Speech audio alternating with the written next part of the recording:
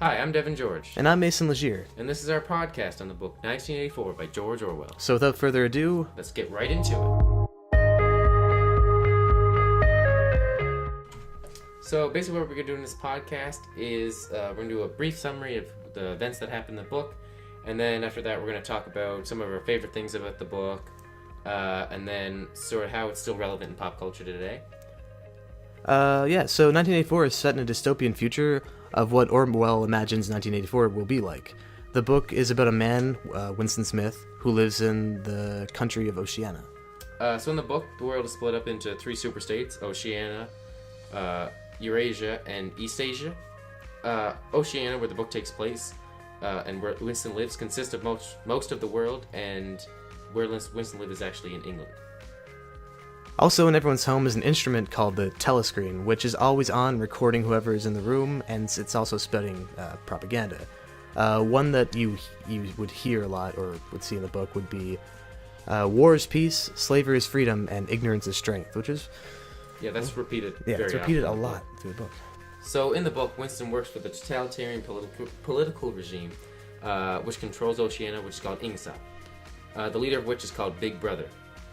He works for the Ministry of Truth. That's quotation marks around that, because what it actually is, or ministry, it's the ministry that creates all the propaganda that the telescreen is constantly spitting out towards everyone in the country. He's there he creates a lot of the propaganda for the country.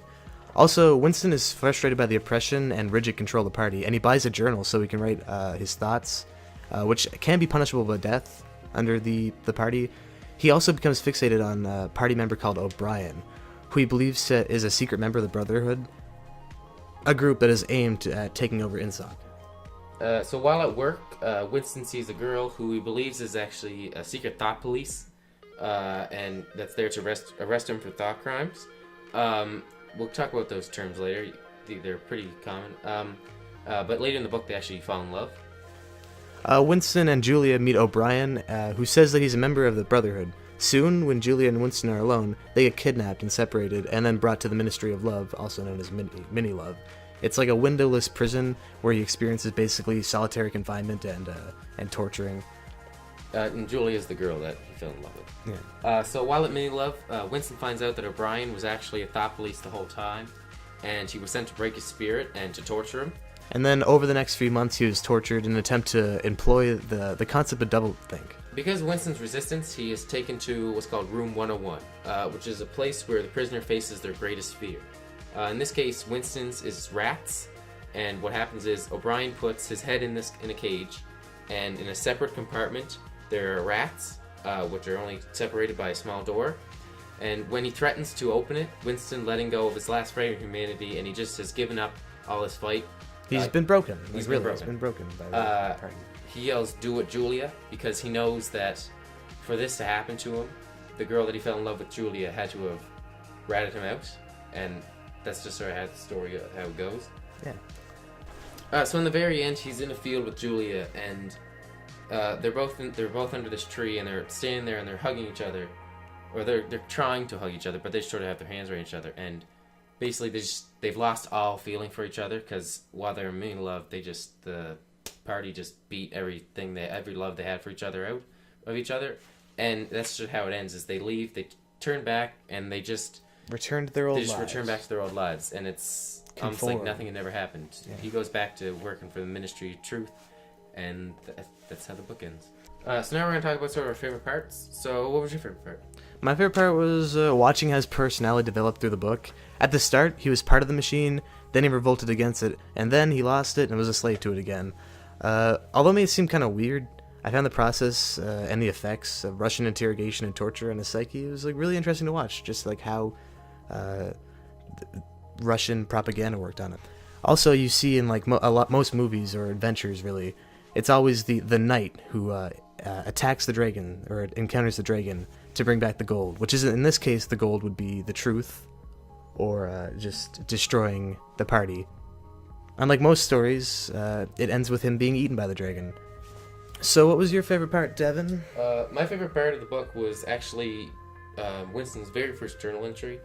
Because as he's writing the journal, more and more stuff that he's realized he doesn't like about the government comes out.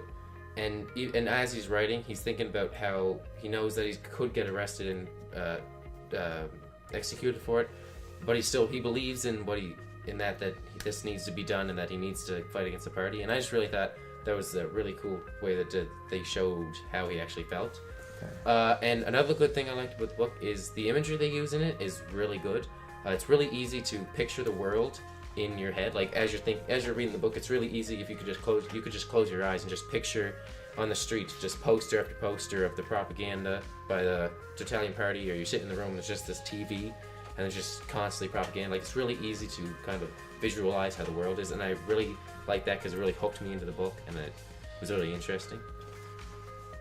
So basically what we're going to do now is just sort of how it's so popular in today's society and how it's still used in pop culture. Okay, so yeah, right after the election of Trump, 1984 was the bestseller on Amazon. Its sales just went skyrocketing. Also, there's the popular show Big Brother, which is just a reality show, where the people in the show are constantly under surveillance, and they get the name from the book Big Brother, which is the people who control the totalitarian party ruling over the country, and they're always constantly surveilling everyone in the country.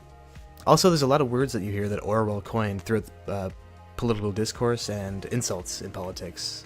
For example, there's thought crime, which is basically what people will accuse you of indirectly if you have like an unpopular or scandalous is a word for it, opinion, something that goes against the acceptable idea. And also there's thought police, which is an extension of that, which is just the people who pursue these people with the unpopular opinions or beliefs.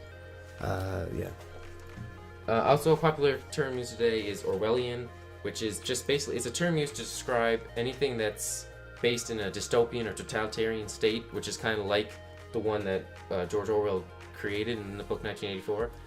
Yeah, like the politician, like a politician might say, it's Orwellian because you're impeding our freedom of speech or something like that.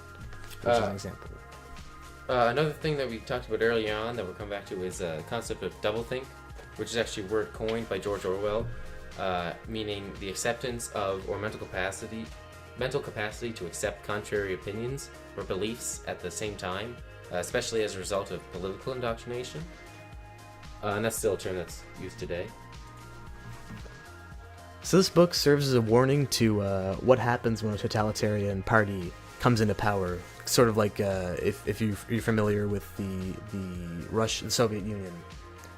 There's never really been a totalitarian party that's been a success in history. So that's the end of our podcast. Thanks for listening. And have a good one. Have a good one. Bye.